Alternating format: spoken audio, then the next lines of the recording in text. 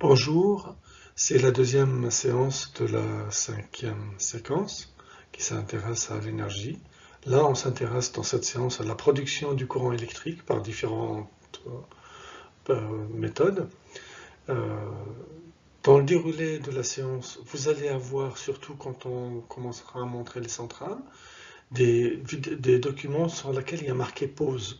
Ça voudra dire qu'il faudrait arrêter la vidéo et compléter la feuille qui vous a été distribuée. Donc vous avez une feuille recto verso qui a été distribuée, qui reprend les 5 centrales. Donc à chaque fois qu'il y a pause, il faudra arrêter la vidéo et compléter la définition, qui du reste, ce sont des définitions à connaître par la suite. Pour commencer, voyons les choses simplement. Sur un vélo, il y a une pièce qui s'appelle une dynamo, qui est entraînée par la roue du vélo, va tourner et va produire de l'électricité suffisamment pour éclairer le vélo, pour qu'il y ait une ampoule qui fonctionne, sans pile. Donc cette pièce-là qui s'appelle la dynamo, elle fonctionne avec un principe très simple qu'on va voir dans les diapositives suivantes et qui est très utilisé jusqu'à la fabrication d'alternateurs qui sont la pièce maîtresse des centrales électriques. Là, on voit ici un alternateur. Ça ressemble un peu au dynamo sur le même principe. On voit tourner une partie tournante qui s'appelle le rotor. Là, il s'agit de plusieurs aimants qui sont accrochés à un axe qui tourne à l'intérieur d'un bobinage qui est fixe. Et cette rotation produit justement un courant électrique dans ce bobinage qui peut être utilisé pour faire fonctionner des moteurs et autres. Donc voilà comment vous avez donc la partie tournante.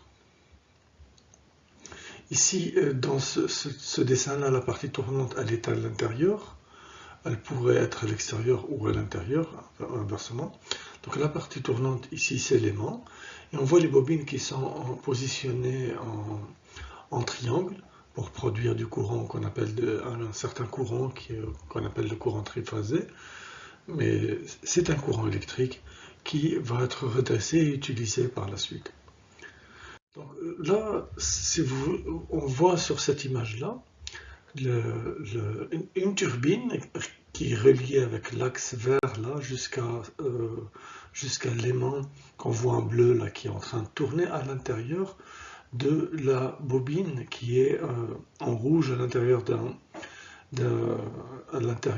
capot violet. Voilà. Donc la partie mobile, c'est l'aimant qui est à l'intérieur en bleu, qui tourne. C'est là donc rotor. Et la partie fixe, c'est la bobine qui est tout autour, qui s'appelle le stator dans ce cas-là. Stator, ça veut dire qu'il ne bouge pas. Donc sur ce principe d'un aimant tournant à l'intérieur d'une bobine, on fabrique souvent du courant avec cinq types de centrales de production de courant. La première, on va voir, c'est la centrale éolienne, c'est-à-dire elle va utiliser le vent. Deuxième, c'est une centrale thermique à flamme, avec différentes sources de possibilités de produire la flamme, avec du pétrole, du gaz, du charbon ou autre. Une centrale solaire à tour, on va regarder avec une centrale qui va produire le courant à partir de l'énergie solaire, et une centrale qui va produire du courant à partir de l'énergie nucléaire, ou en dernier, là en cinquième, on va voir une centrale qui va produire du courant avec de l'énergie hydraulique, c'est-à-dire de l'écoulement d'eau. Voilà, on commence en premier par la centrale éolienne. On voit ici, le principe est toujours simple. On voit notre alternateur en rouge, là, qui est entraîné en rotation par les pales qui tournent. Le vent les fait tourner et les pales donc font tourner l'alternateur et il produit du courant. C'est comme sur un vélo. C'est un principe. Bon, bien sûr, l'alternateur ici, il est beaucoup plus gros parce qu'il produit des courants beaucoup plus puissants que simplement un petit courant pour allumer une petite ampoule. Donc, alors, Le principe de l'éolienne, alors l'éolienne elle tourne, on s'assure qu'elle ne tourne pas trop vite pour qu'elle ne se casse pas, donc il y a des systèmes de débrayage si jamais elle se met à tourner trop vite. Mais à partir d'un vent à 4 mètres secondes de vitesse, ça produit déjà suffisamment de courant. Et un autre type de centrale, c'est une centrale à flamme, c'est-à-dire on va produire de la chaleur avec une chaudière, avec quelque chose qui brûle. La combustion, ça peut être du charbon, du pétrole, du gaz, ou tout autre combustible. Ça peut être même des ordures ménagères, ou ça peut être même du bois, dès lors qu'on produit de la chaleur par combustion ici. Eh bien, cette chaleur-là va chauffer de l'eau qui chauffe très fort jusqu'à devenir de la vapeur sous pression. Cette vapeur sous pression va être conduite par des tuyaux jusqu'à une turbine. Elle va donc souffler sur cette turbine-là et la faire tourner. La turbine étant accrochée à l'alternateur, qu'on voit ici en rouge, se met à tourner à son tour et produit le courant. La troisième centrale, eh bien, c'est une centrale solaire à tour. C'est une chaudière aussi, mais qui chauffe avec du soleil.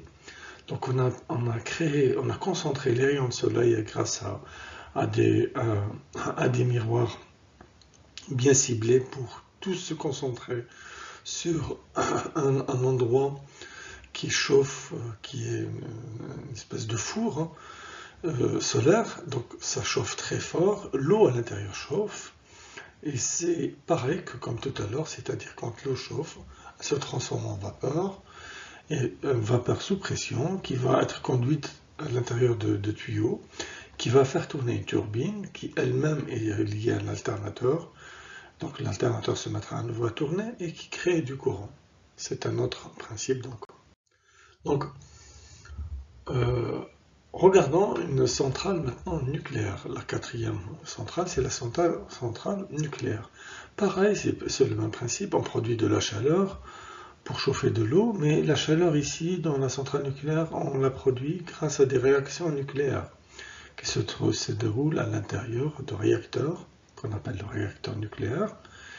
Et à l'intérieur de ce réacteur, donc ces réactions très exothermiques qui dégagent beaucoup de chaleur vont chauffer l'eau, très fort jusqu'à ce qu'elle se transforme en vapeur sous forte pression, conduite avec des tuyaux pour arriver jusqu'à une turbine et qui va constituer une sorte de soufflerie qui souffle très très fort sur la turbine. La turbine se met à tourner, elle entraîne dans son rotation un alternateur qui produirait le courant qu'on souhaite. C'est un peu les mêmes principes à chaque fois. Alors là, il y a une autre centrale un peu plus écologique, c'est la centrale hydraulique. Elle utilise le mouvement de l'eau, la chute de l'eau. Donc la turbine ici, elle est entraînée dans sa rotation par une chute d'eau qui est conduite à l'intérieur de ce qu'on appelle dans une conduite forcée. Il y a une retenue d'eau en hauteur, et dans une conduite forcée, on achemine l'eau jusqu'à la turbine pour la faire tourner. La turbine se met à tourner donc et entraîne dans sa rotation l'alternateur qui, avec le même principe qu'on a vu depuis plusieurs fois, va produire simplement de l'énergie électrique, du courant électrique. Cette séance étant finie maintenant, je vous invite à compléter vos documents d'accompagnement Word que je vous ai dit sur chacune des 5 centrales. Donc, vous deviez recopier les définitions en faisant les pauses nécessaires sur la vidéo au moment utile pour compléter votre document et le garder. Ce sont des choses à apprendre, à comprendre et à apprendre. Je vous le redemanderai à l'occasion d'une évaluation un peu plus tard. Merci, bon courage, bonne fin de séance.